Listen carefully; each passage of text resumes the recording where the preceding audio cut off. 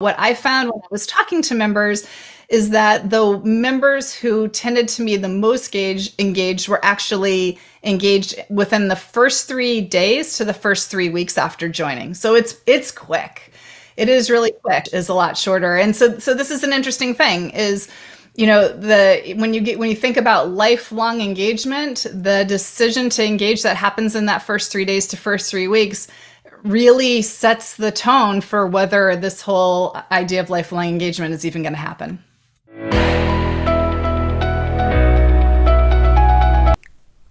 Hi everyone, welcome to the Grype podcast.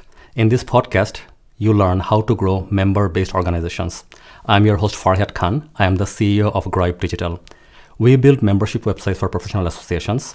We have an app called Member Lounge, and with Member Lounge, you can build an amazing member community for your membership. This is actually one of the quickest way for you to build a member community as well. So with Member Lounge, you can actually take your member marketing on autopilot so that member engagement just happens without you having to work hard for it. You can see a full demo of Member Lounge on our website at memberlounge.app. That is memberlounge, all one word, .app. This is a live recording of our podcast episode. If you're joining us live today, welcome. We got some amazing questions from the audience already, but if you have any more questions during the episode, please submit them on the questions tab on Zoom. Today, we are excited to have Amanda Kaiser with us.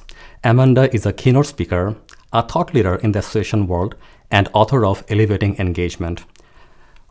Amanda's reputation precedes her, and I've been looking forward to this episode for quite some time. Amanda, thank you so much for being with us today. Can you start by telling us a bit more about yourself and your work?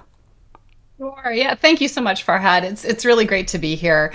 Let's dive into the book and maybe how I got to publish this thing. I think it was almost exactly 6 weeks ago. So it's still a very new book right now. And so if you go back, probably 10 years when I started my business, I started as a qualitative research firm, conducting custom research for associations, and that research would help inspire their strategic plan and their innovation plans. And through the course of that research, I got to talk to about somewhere in the neighborhood of 475 members. I remember doing the math and saying if I strung together all of those conversations, it would have been 12 work weeks worth of talking to people. And I talked to everybody from CEOs to university presidents to NASA rocket scientists to rock scientists. It's been a pretty cool ride. And what really got me so interested in member engagement was the stories that these members would tell me. A lot of them were very, very engaged members. And what started dawning on me as I was talking to them was, member engagement, the way we talk about it as an industry, is very different than the way members actually feel engagement. And so that's what led to the book. Wow. And why is member engagement so important right now? What is new? What is different? Yeah. So I think before COVID, we were starting to hear the warning signs. People would say, oh my goodness, I'm having a hard time getting as many volunteers as I used to, and people don't want to speak as much as they used to, and we're not getting as many white papers and journal articles submitted as we used to, and even the little things like, oh my goodness, I can't even get our members to read our emails. So that was happening, and then COVID happened, and some associations engagement just tailed right off. And other associations became much more relevant during COVID. And now we're sort of, if you want to call it, we're in this post-COVID period where in-person is sort of coming back. And again, some associations are having wild success, and some associations are having a harder time engaging than ever. And I would say almost every association is saying engagement is harder than it used to be before. And so I hear this, and I'm totally unbiased. I'm going to tell you right now that for me, that is the big conversation among associations that I'm hearing. And so I feel like the book kind of just hit the right time, because engagement really is harder than it was before. Okay. Why would you think it will be harder? Yeah. So I think time is a big function of this. So our Yeah. members, when you look, well, even for us and even you and me, Farad. So, think about all of the things that you want to do. And it's hard to even get to the things you want to do because you've got this huge long list of all of the things that you need to do first. And our Mm, members are exactly the same way. So like, here's one really common story from the research. Members they'll join an association. And if I talk to them fairly early on, if I talk to them at 3 months or 6 months or 9 months or even 2 years, members will say to me, I don't know what the association is all about, but it is my fault. I know that I need to go onto their website and I need to spend an hour or two learning about them. And I keep thinking I'm going to do it and I don't. Totally my fault, not their fault. But the thing is, that is a big barrier. This thought that in order to understand the association you just joined, that you've got to spend 1 or 2 hours searching their website and trying to figure out what is going to be of value to you is a big barrier. And so I think there's at all of the member engagement stages, there's sort of like this no go decision that members are always mm. making, and when we are not helping them jump that barrier, it just becomes really hard, and they tend to get stopped up. Got it. Got it. In your book, you actually mentioned a number of stages of member engagement. So if we follow that, like, will it help? And can you tell us a bit more about that? Yeah. So I've found 6 stages of member engagement. Again, all of this is from the interviews that I've done. So the first stage is observe. So your new member presses join, and they're immediately in that first stage, and they're looking at everything. They're looking at the emails that you send. They're looking at your website, which I know you are experts in, Farad. They're looking at welcome kits that you send them, brochures, advertising. They might be getting digests from your online community. So they're looking at everything. So that's observe. Assess is when they start to say, okay, now I've looked at a bunch of stuff, or maybe I've even looked at, just a couple of emails on the website. And they start to ask questions like, did I make the right decision in joining? And they ask questions like, do I think that this is a group of my peers? Are these my people? That's assess. If they get through that, then participate is where they start to dip their toe in the water. And so this is sort of like maybe sort of low level. It might be they're on a webinar and they ask a question, or they're on some kind of virtual event and somebody asks a question and they answer the question, or maybe they're on your online community and they write a post or answer a post. So they're sort of dipping their toe in to see, again, is my contribution going to be welcome? Those kinds of questions are what's in their mind then. The fourth is contribute. So this is more substantive kind of participating. It's when you write a journal article. It's when you get up and speak. You might organize a little event. You might, be the MC of a chapter, program or something like that. So that's contribute. Collaborate, and I think this is completely under leveraged in associations, but these are what I find is there's a lot of thorny problems in professions and industries that can't be solved by a sage on the stage coming to tell you what to do. And what people need for some of these big thorny problems like regulatory issues and consolidation and HR issues is they need to collaborate with their peers. So I love it when associations enable collaboration. And then the final stage is lead. So this is what you would consider volunteerism, but I like to expand the idea of volunteerism because it's very hard sometimes to get somebody to sign on for your board for a 3-year term or a 1-year term or whatever it is. It's a lot of time. And there's also not enough board opportunities for everybody. So there's lots of ways that people can volunteer and micro-volunteer and really kind of build that leading muscle as they go on. So those are the 6 stages that I define in terms of member engagement decisions, where they're deciding to go or not go one stage forward. Got it. So if we know about these 6 stages, like, what should we do about it? Yeah.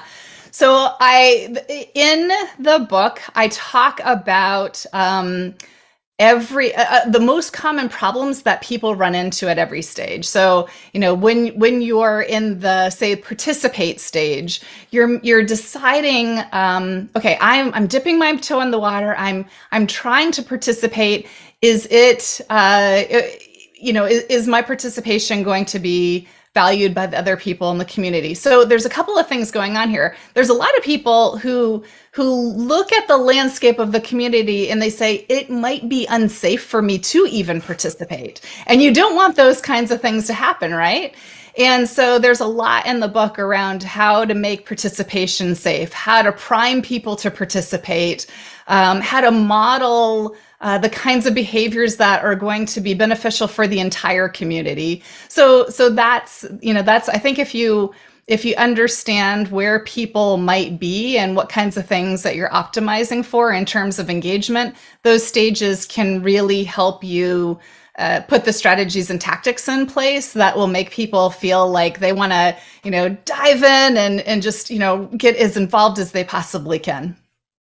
Yeah, you're right, because if you join a new group, then you always have that fear, if I ask a question, then will I look stupid, or can I actually go out and speak in that group? Maybe they know a lot more than I do, right? So there are all these barriers, and I think the fear actually comes from all these barriers that people have in general. So how can we be more welcoming in general? Do you have a formula to it? Yeah. So know if there's a formula to it, but one of the things that I love to talk about is exactly that, warm welcomes, especially with your new members. And new members can be new members for as long as 2, maybe even 3 years, depending on the association and depending on how involved that they've been. But warm welcomes never hurt, and they always help. And so I like to think about, the very first email they get, it should be a really genuinely warm welcome. Maybe the first time that they come on to one of your online events, somebody's in the chat personally welcoming people. So another warm welcome. They come to an event, they're warmly welcomed at registration. So, again, you can never give too many warm welcomes. And they're always appreciated when they happen. They're kind of even unexpected sometimes. And so it just feels, so great when somebody's reaching out to you to say, hi, welcome. We're so glad you're here. If you have, say member ambassadors that are a part of your membership, there's a lot more associations doing that kind of thing. So the members are reaching out to members. Those kinds of, member touches can be really, really welcome as well. Right. And I want to tie it back to the point you mentioned that people don't have a lot of time nowadays. They have so much on their plate already. And a lot of us are working from home. So the commute is not there. And then the work-life balance has almost disappeared. For me, I don't know when I'm working, when I'm at home, right? So how can we actually make association participation a priority for them? How can I kind of get in there, swoop in there? Yeah. So they've got to know that it's safe. We talked a little bit about some of those things. You want them to feel like it's safe. They need to feel like it's a community of their peers. That what they're saying is going to be of value, but also that they'll get some value back from it. And so value is kind of can be a very subjective thing, right? So I write a little post in the community, and even if somebody raises it up to say, hey, this was really interesting, thank you, that's certainly of value, and that's a really lovely experience to have back. And then if it turns into a thread where people are chiming in with their ideas and more ideas, and of course I'm going to be getting a lot of value from that. So there, I think as association leaders, there's some things that we can do. Again, we can model that behavior that we want to see, where we're kind of plussing up people's ideas, or if somebody and I keep talking about online communities, but this can happen almost anywhere. But in an online community, if you see somebody ask a question, and if after a couple of days nobody answers, we could go in as moderators and say, hey, Susan asked this question. It's really interesting, and I know some of you have had a similar experience. Won't you chime in? And just sometimes, somebody from the staff kind of raising that question back up to the pile again will get people participating. So I think, on one hand, people will participate when they see this friendliness and collegiality and energy to your community. And to the extent that we can foster that, it just becomes a really wonderful, exciting place for everybody, new members and longtime members as well.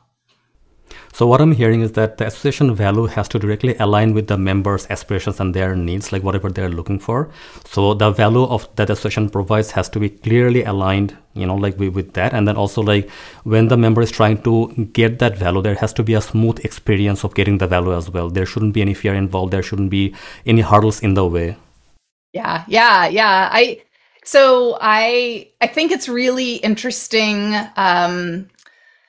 One of the things that that I was kind of surprised about was, everybody has those fears that you were just talking about. That fear of like, oh, if I ask a question, it might be a dumb question, right? And that the other place that people get stopped up is going to like a networking event or a chapter. And I hear the story about chapter events all the time. So chapter events can be small events. There could be 10, 20, 75 people in there.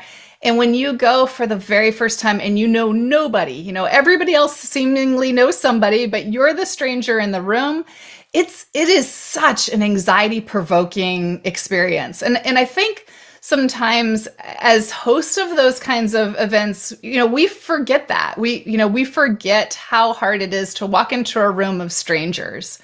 And so there's all kinds of things that associations can do to remove some of those barriers. You can, and I love to think about the reception table. When people are coming in and there's a registration table, the transaction part of it is it's our job to check them in and get them their badge and get them their program, and then the transaction is done. But the experience part of it is the part that really sticks in members' brains. And so if we hand them their information with a smile, they're delighted. If we can chit chat with them because they just had to fight traffic all the way across the city to get there, then they're really delighted. If there's a welcoming team standing there ready to escort people into the room and then, show them where the lavatories are and show them where the bagel table is and maybe even introduce them to, help them find a seat and introduce them to their neighbor, that just is even more lovely. So yeah, I think there's, you were kind of talking about, like these psychological hurdles that we all have. So to the extent that we can recognize those and try to knock them down for members, it really helps. Yeah, so as we talk to our clients, we often hear that like delivering a great member experience can be very expensive. It takes a lot of like staff time. It's like it'll weigh us down. But really, what we find is that like like at the registration table, you can like hand out the kit with a smile, or you can be grumpy, and that smile is free. It's not costing anything more. And this actually happens at every single step of the member journey, right? So like every single time, like the member experience, the member journey that members are going through is going to happen, whether you want it or not. The experience is there, the journey is there. You can either make it pleasant or you can make it unpleasant. So what we find is that like in our like member like journeys that we design, like through our app and for our clients, we tell our clients to kind of like improve every single stage of the journey in any way you can. And you are doing it anyway, like do it nicely, do it in a nice way.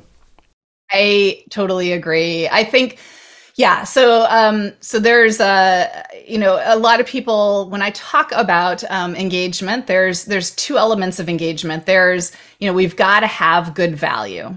So we got to be delivering value. And I think of value as the baseline, really great value gets you that transaction. And so if you take it outside of the association industry and you think about all of the other companies out there, from your mom and pop dry cleaner all the way to Amazon, there's value there. And you have sort of this very transactional relationship with many of those companies. And you wouldn't if there wasn't value, but there's value, so you do.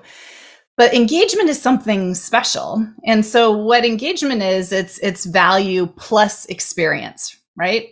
And so anytime we're delivering value, let's deliver a positive experience while we're at it. And so you're exactly right. If I am in marketing and I have to write an email, I might as well really carefully think about the tone while I'm writing the email, because I'm writing the email anyway. If I am handing out, those badges, I know I don't think people are usually grumpy behind the table, but I think they're usually frantic, right? Like you look at Yeah, the they're lines busy. and you're like, oh my gosh, I've got to get all, I've got to hurry, got to hurry, got to hurry. And so their resting hurry face is not always a smile. So the thing that I love to the question that I love to ask all the time of myself is, how do I want people to feel? So people are coming to my event. How do I want them to feel? I am writing a blog post right now. How do I want them to feel when they're reading it? And just that, I think before I started asking myself that question, the questions that I usually ask were all about value. Like what do they need to know? Those are the kinds of questions when we start asking those questions, and they're very valid. What do our members need? The answer to those questions is almost inevitably value based. It's our events, it's our benefits, it's all of that stuff. But when we also layer on that extra question of how we want people to feel, then we start getting into the experience territory.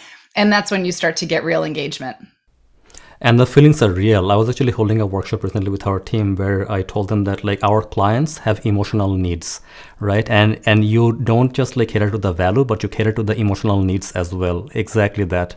Yes. I love to think about, if you were to sort of split the two halves of our brain down the center, one half is the logical side and one half is the emotional side. And if you look at, and I'm going to step outside of associations again. If you look at most of the messaging out there, for most companies, especially in the business to business world, most of that messaging squarely sits on the logical side. We are always talking to people's logical side of the brain. We are very rarely talking to people's emotional side of the brain. Right. Okay. So if we kind of like want to create some best practices to engage members better, and like I would say like we can probably like group your 6 stages into like 3, say members that have like low engagement, and one group that has like medium, and one group that has the highest. So maybe the first 2 stages can be low, the middle 2 can be medium, and the last 2 can be like high, right? So how would you treat the different stages differently? Yeah. So if you're thinking about low engagement or people who have not, kind of fully engaged yet. Yeah. So there's a couple of things that were interesting in the research that I just want to bring up. And one is members get super, super frustrated if we try to push them through the stages of engagement and they're not ready. There are some members who are going to be mailbox members, and they are happy to be mailbox members, and they don't want to be any more than mailbox members. And so we can sort of gently nudge them. And if there's any resistance, then you just pull back, and that's not, you would just kind of let them do what they want to do. They're getting, enough value with the content, and that's great. In another place where this really shows up is, I'm going to go back to chapters again. So a new member will go to a chapter event for the very first time, and the board of the chapter, some of those board members have been doing it for a really long time, and they are ready to transition off. And so every new member that walks through the door, they might say, hey, welcome. Have you ever thought about joining the board? And the new member saying, heck no, I don't even know who you people are and what this whole thing is about. And so you got to kind of be a little bit careful about those kinds of things. So rushing people is no good. The other thing that members talk about as being a significant barrier is when they want to participate more and they keep hitting, that glass ceiling. I really want to submit a journal article. I really want to speak. I really want to volunteer in some way. And sometimes this is just a function of there's just not enough opportunities. And sometimes this is a function of, the member's idea is just not good enough yet. So if it is possible to train people and help them produce a super quality product, like a super quality concurrent session, a super quality article, or pivot and say, hey, you've got a really great idea here. Can we interview you? And then we know that great product is going to come out, and we're involving them. So I think those are kind of the 2 things to watch out for. You can't push people too fast, and we also will lose people if we hold them back a little bit. So that's one way to think about it. And then the research is also fairly definitive around members' needs and wants in those three stages. So if you're thinking like new, mid, and longtime members, I'll contrast new and longtime members. So new members, they really they need a lot of hand-holding in terms of okay. So most associations, or many bigger associations, have tons of benefits, and they have tons of 22,000 articles you could possibly read, and 177 courses in their online community. So many things that you could do. So new members need help accessing what and who they need to access, and so kind of concierge service or curating. You can even do some of this with technology. To the extent that you can get them where they need to go and give them a warm welcome along the way, that'll help new members. Longtime members' needs are, that's also where we see things tail off. We were talking about this kind of pre-show, Farad. There's a bell curve, right, of engagement. And typically new members, they're low on the bell curve. Sort of your mid-tier members, they're high in terms of engagement on the bell curve. And then with longtime members, engagement starts tailing off again. And the reason why that is longtime members get to the point in their career where their problems to solve are really hard. They're really difficult. And I talked about this a little bit more. There's no research, there's no expert who is going to give them the problem to the solution to their problem. And so to the extent that you can start gathering these longtime members that are like-minded around a topic or a goal or a challenge and get them to start collaborating together, that is really important for the association, because what I see is, they want to collaborate and they'd be delighted if the association facilitated that. But if the association doesn't facilitate that, they've got enough names in their Rolodex that they might pull that conversation outside of the association. But it'd be better if it happened inside the association. Right. So the benefit of the service that we are providing has to align properly with members stage in their career as well, and what they're looking to do.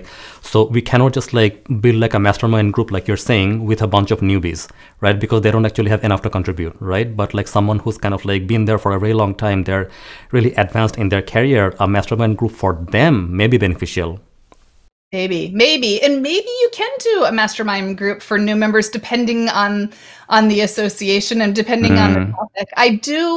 One of the things that I do love about virtual events is I do love getting, I should say, one of the things that I love about virtual events where there's high participation is where you start getting people together regardless of where they are on their career journey. And I think that, people who are, long into their career journey, boy, they sure do learn a lot from new professionals, and new professionals have a lot to learn from folks who are a long time in their career journey. So I think, you could definitely mix and mingle, but let's say there's a problem in your industry where there is a lot of consolidation. And so you've got, owners and CEOs talking about, this big consolidation issue. Yeah, that's probably going to be for people who are long time in their career journey. So I think it depends. If you're having a conversation about AI, that might be more egalitarian, right? You get anybody who wants to join and have this really productive conversation about AI,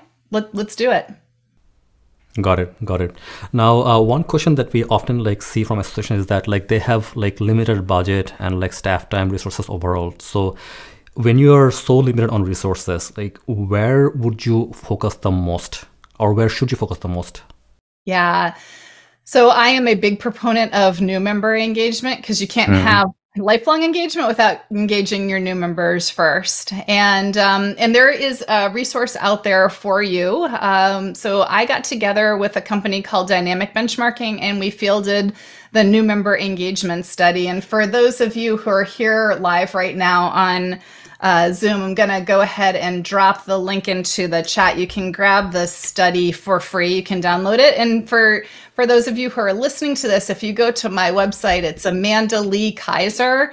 kaiser.com, and you spell Lee, L-E-A, Kaiser, like the roll.com. And if you go to resources, you can just drop down and grab the new member engagement study. So if you're thinking about starting a onboarding plan, if you're thinking about revitalizing or invigorating your onboarding plan, that study might give you a lot of ideas on where to start. We researched, or we surveyed, gosh, I think it was 304 associations, and we asked about 15 different tactics.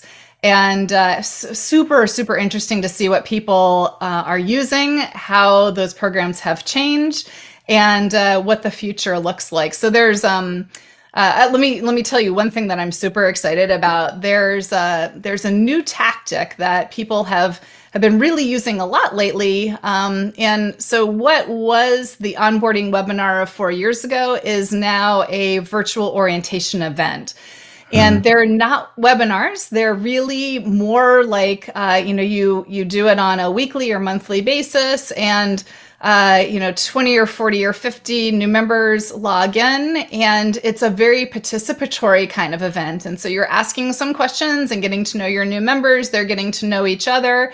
And based on the answers they give you, you sort of give them maybe a tour of the association, a tour of the website, direct links to some of the things that they're most interested in.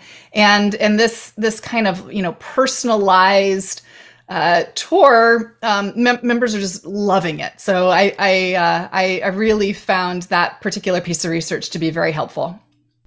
And we'll actually link the research findings on our show notes. So don't worry about it. If you're watching the video, it'll be there in the description.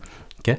So on that note, so don't you actually have that metric as well, that members who are engaged in the first 90 days, are more likely to renew on the first year? I think it came from you, your research, isn't it? Yeah. So interesting. When I started in the association industry 15 years ago, there's kind of this commonly held belief that if you could get members to engage once before renewal, then they'll probably renew. And then somebody came along and did another piece of research maybe 10 years ago, and it said, no, a year is too late. It's got to be 6 months. Well, my research is mostly qualitative in terms of those interviews, and so I don't have a statistically accurate answer. But what I found when I was talking to members is that the members who tended to be the most engaged were actually engaged within the first 3 days to the first 3 weeks after joining. So it's quick.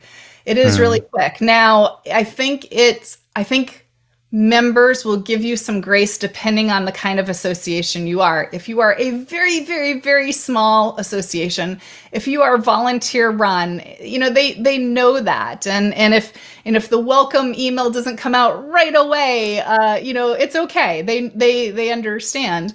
But if you're, say a sort of small, mid-sized, large association, and members know that there are 20,000 other members, I think that they're ready to, get their login credentials, get right in, and really, want to hit the ground running. And so that the expectations become a lot higher.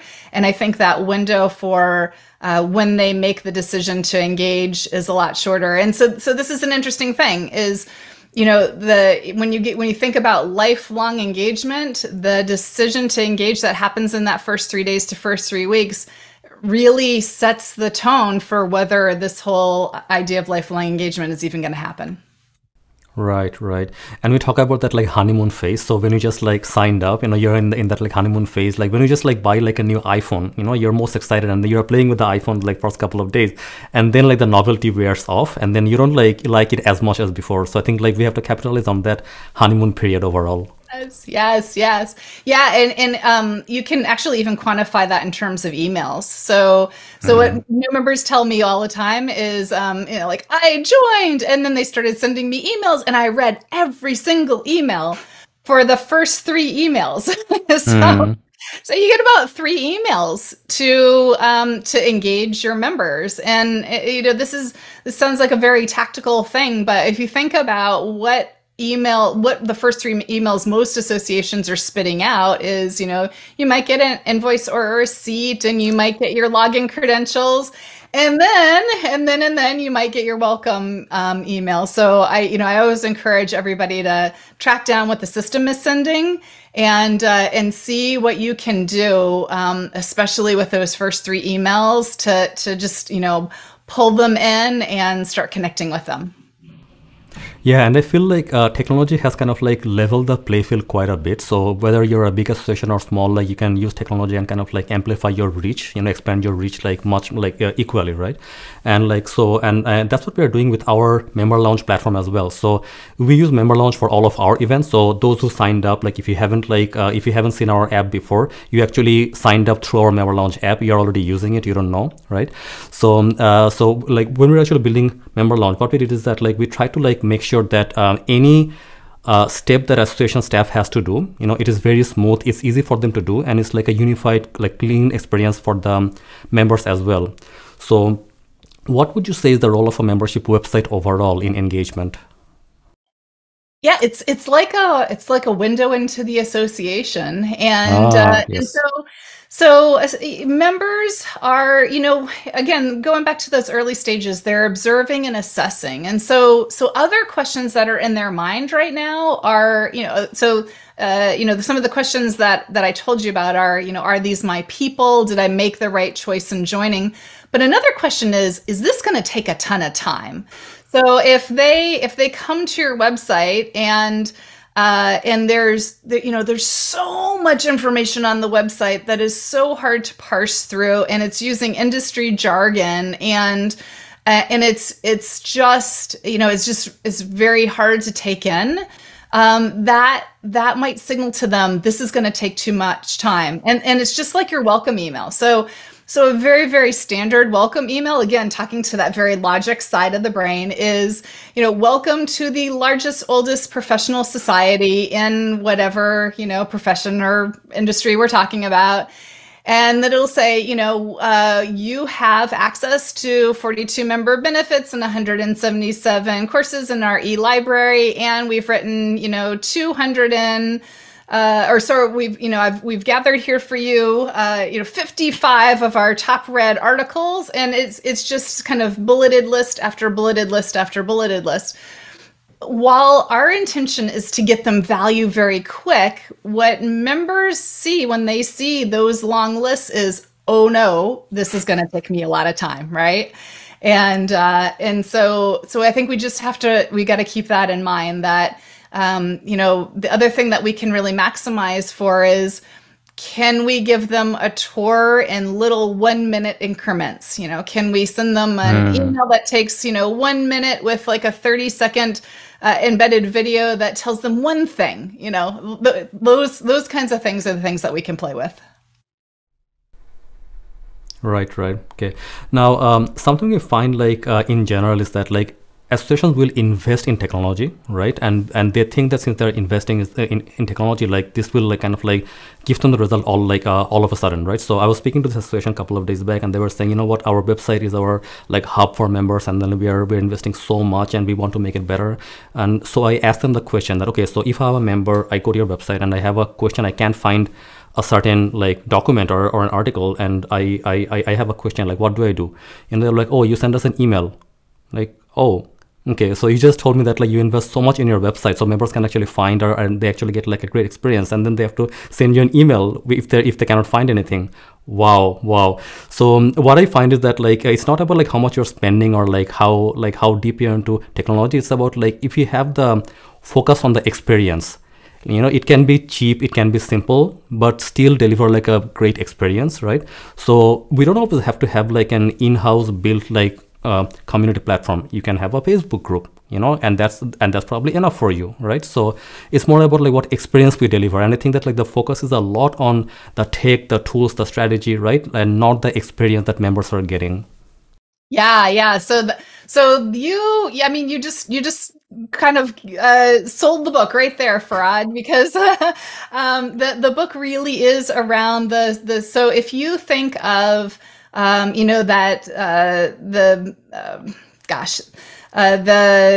engagement as being value plus experience equals engagement. That's the formula for engagement. Value plus experience equals engagement. My assumption is, and this might be a little bit controversial, because for 10 or 20 years, I think the message to most organizations, associations included, and other companies, and all kinds of organizations, is your value is not enough. You are not keeping up with technology and delivering the right value to members and stakeholders. You're not communicating your value proposition. And so I think we've all been very busily head down. We've got to improve our value. We've got to improve our value.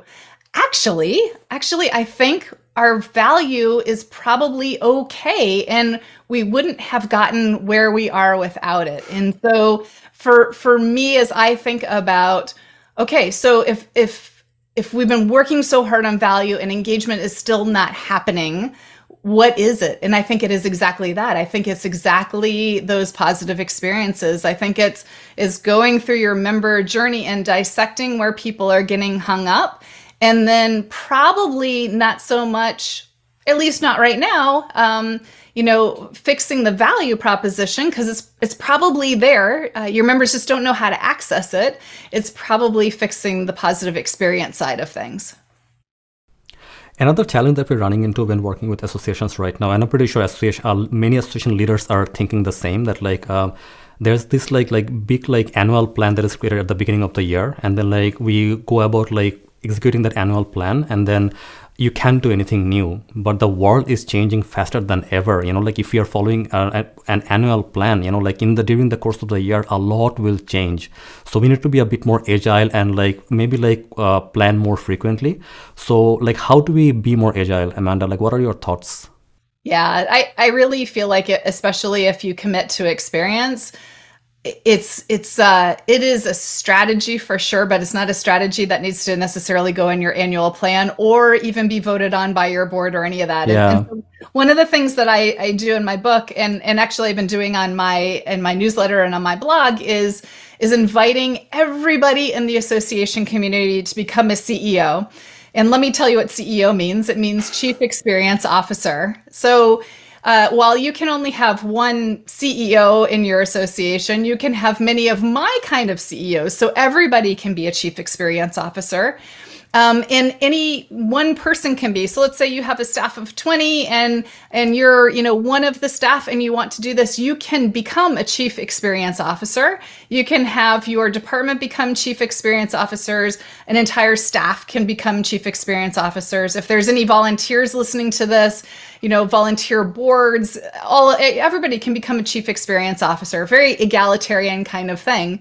And there's no right way to do this. And so if you say, I'm just going to focus on one tactic, I'm going to focus on that registration table, and I'm going to make it the best experience possible, you can just make that decision and do it. You can do it tomorrow. And there's nothing holding you back from that. So yeah, things get really tricky for associations because of, governance and boards and 5-year strategies and stuff like that. But I think when it comes to member experience and engagement, it doesn't have to be a long, drawn out, difficult conversation to at least get started. Now, one of the things I love doing is I love just trying things and seeing if they work. And then if they work, you can go back to the board and say, hey, I tried this little experiment and it really worked. I think we should do more of this. So, you can try that as well. That's a great idea. If you have an idea, if you have this inkling of an idea that this might work, it's always a great idea to kind of do a quick pilot within your bounds, whatever power that is given to you, do a pilot, see how it is going, and then bring it up to the management team. Right. Now, another question we are often getting is we are having a lot of difficulty connecting with the younger professionals. Do you have any thoughts on that? Yeah. So, I think sometimes people want to see people like them. And one of the ideas that I've been playing with recently is, okay, so I told you about this idea to have virtual onboarding or orientation events. And I think it could be really helpful to go into your membership and find people who maybe have 1 year of membership experience or 2 years or 3 years, but are also a fairly young professional, and invite them to be your chat ambassadors. So let's say you have a staff member that's actually handling, the meat of the virtual orientation event. You have a couple of volunteers or a volunteer as a chat ambassador, and they are young professionals as well. And so you give them some parameters. You say, hey, I want you to welcome people by name. I want you to raise people up in the chat. I want you to spark questions.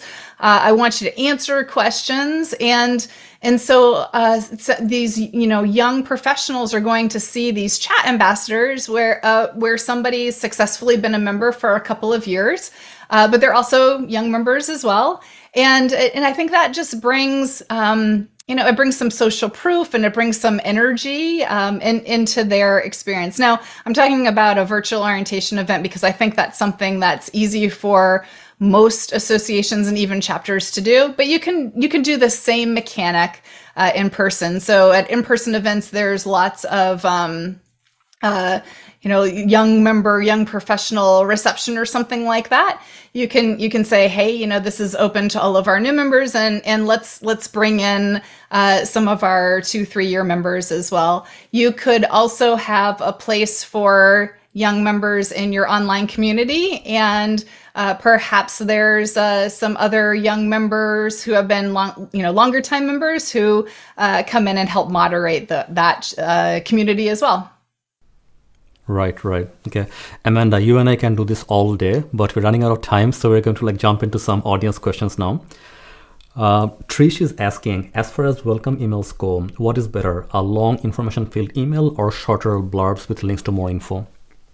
Yeah, I am definitely of the mind that the shorter blurbs with a link to more info are better. So again, if you think about new members as making this time assessment, when they see paragraph after paragraph, or the listicle, the bullets, that gets sort of a little mentally exhausting. And members have actually told me what they do. They'll say, oh, I saw this very important email, and so I kept it. I filed it away to go back to it later. And then I'll say, did you ever go back to it later? And they say, oh no, I never went back to it later. And it's completely my fault that I didn't go back to it later. So yes, there's actually, if you go into that new member engagement study, we refer to a best practice that we saw in terms of email, new member email program, excellence. And that is, if you have the capability of sending 3 emails in the first week, and then emails weekly for the first month, and then monthly for the next 6 months or longer, that seems to be the cadence that really engages new members. Again, it's going to be different for very, very, very small associations, but if you have the capability, that kind of cadence works. And so you're not trying to get all of your information out in one email. You're trying to sort of, parse it out along the way. Right. And something else we find very engaging is that if these are organic emails, so as opposed to us blasting out mass emails all the time, if it is organic, we have an event coming up, there's a reminder email that came about the event, right? I'm participating in this discussion group, someone posted a comment, I got an email, so our platform Member Lounge is completely designed around those organic emails, organic touch points, so it's not about me selling, the association selling anything, just because the community is active, is vibrant, people are engaging, just that. Yeah. Love it. I love it. Love it. Yeah. Sometimes you'll do an event and the people who are there love it so much that they'll go out onto LinkedIn. They'll say, hey, I just participated in this women's panel, or I just participated in this or that or the other thing. And it's almost so much better when it comes from your members than when it comes from you, because then people say, oh my gosh, I missed out on this thing. I want to know when the next one is. Yes, absolutely. All right. So our next question is from Daniel Curry. So Daniel is asking how to organically gain new members without it always seeming like a sales pitch. Okay. That would probably be my last answer. So When you're doing programming, so this is a lot event centric. But you could, maybe when there's a really interesting conversation that's coming up in your online community, or maybe you've got an article that spurs a lot of commentary, maybe you could go back to some of those people who were the most excited about whatever it is that the association pulled out and said and say, would you mind recommending this on LinkedIn? And that kind of word of mouth could really help you. And there's kind of a couple of things that you can do when you're asking for member recommendations.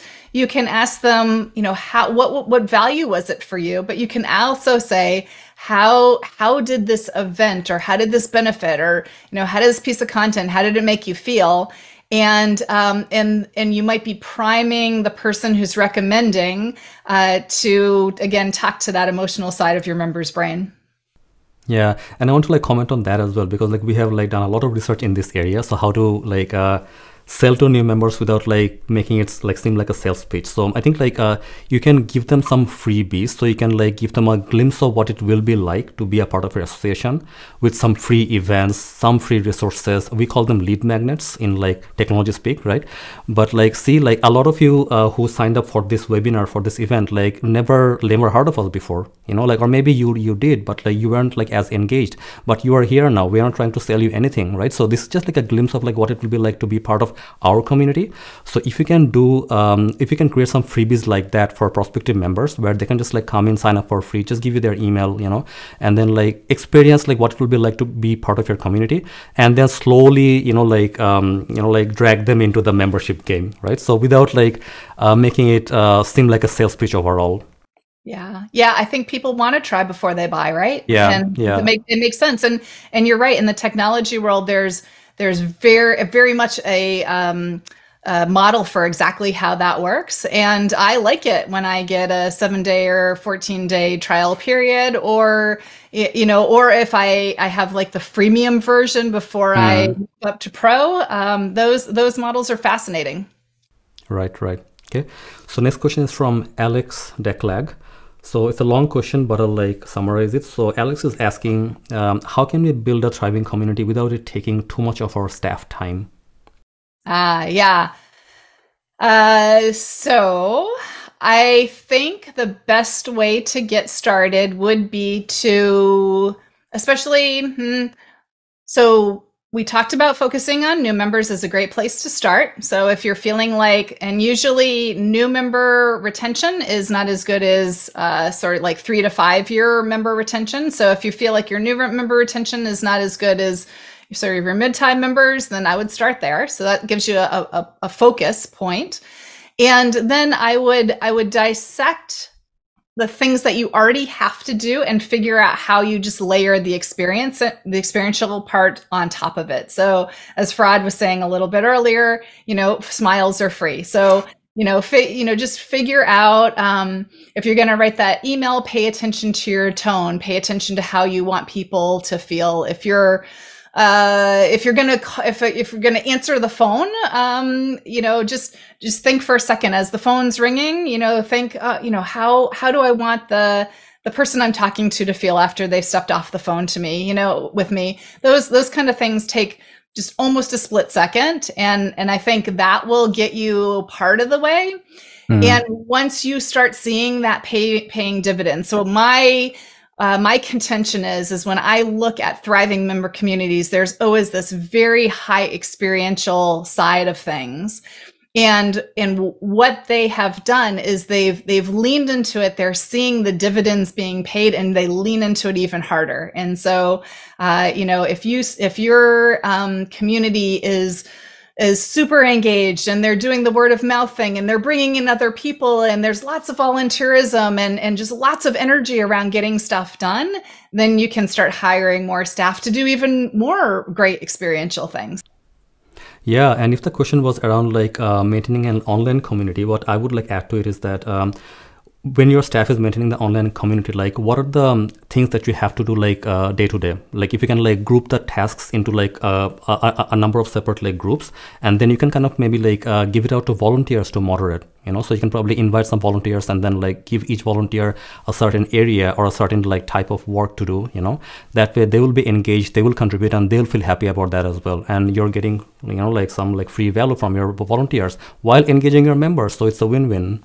Yeah. No, it's a great value for the volunteers too, because they're out and about engaging with people like them, and I think just adding on to what you just said, which I think that's a really great idea, is a conversation with those volunteers around building a member culture. And this is in the book, but it's not something that I hear people talk about very often. And that is, especially with online communities, it's sort of the most public available view of into your member culture. And so one way that we can manage this is with our code of conduct. But I got to be honest with you, almost nobody ever reads the code of conduct. No.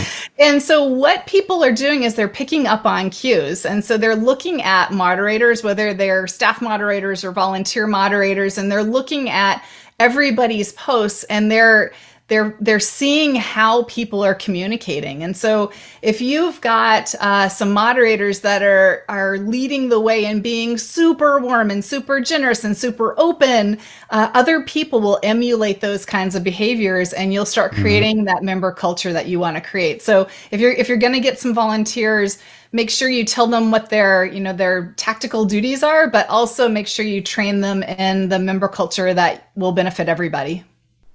Right. Okay. Next question is from Anna Longinova. Oh, Anna, you're here.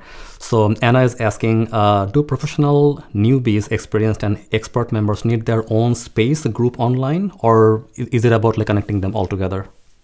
I think it really depends on the topic or the problem or the challenge that we're trying to solve. So we talked a little bit earlier about how sometimes longtime members have these big thorny problems that they're trying to solve. Maybe some of those problems are just for them. And then maybe there's a lot of stuff where you get that lovely cross-pollination between younger members and longtime members and everybody in between. So I think it's probably association dependent, and it's probably topic dependent. And I probably would think more about some of the mechanics of marketing in terms of younger members and longtime members. When I start thinking about connecting people together, I might take a completely different orientation and start thinking much more about topic, problem, solution, challenge, those kinds of things. And then just seeing who responds to that kind of subject matter rather than a new member or longtime member. But there's so many lenses that you can look at to think about segmentation. Right. Okay. Now, Patricia White is asking, how much segmentation is too much when communicating with new members? How much messaging is too much? How much segmentation is too much? Oh, segmentation is too much. When, I don't know. Boy, I bet your new members love, as finely segmented as you probably can. I think they would love it. It's probably more of an issue of how the staff or volunteers, how much they can really handle, right? So there are some associations that are very, very personalized. So, every single new member gets a phone call and a personalized welcome packet. And during the phone call, they're introduced to other members just like them. So I think you could take that, very personalized, if you call it like micro-segmentation strategy, you could do something like that. But that's not feasible if you've got 200 members or 2,000 members joining every day, and you've got 20,000 members overall. One interesting thing that I've been watching in terms of technology is this kind of like decision tree method. So an email goes out and it says, hello, Farad, are you interested in operations, strategy, innovation, or marketing? And you click on a button and it takes you to another page. Let's say you picked marketing, and then the marketing says, are you interested in, SEO? Are you interested in, drip marketing, all of these things, and you pick a button and you're immediately kind of teleported into the kind of information and resources that you need. So I think there's a lot of ways that we can help segment to get people where they're going, no matter whether we're really small or really, really large organization. One technology company that I'm referring to is PropFuel. I think there might be some others that do this decision tree method, but PropFuel is one of the ones that I know of. And it's an interesting way to personalize content at mass. I've been watching them. It's pretty cool. Okay, wonderful. Now, I think we already answered this question, but this is important question, so I'll ask it. So it's from Nancy Deus. Nancy is asking, how long is a new member considered new? Oh boy, we asked that exact question in the new member engagement study, and it depends on your association. So most associations consider new members new for a year, and some as long as 3 years. But I would say, the median there is roughly about a year. So you can decide, and I think it's very dependent on who your members are. You might see that scaling up a little bit longer for organizational memberships, where you're trying to penetrate more than just the key contact. It might make sense to have your new members be new for a little while longer.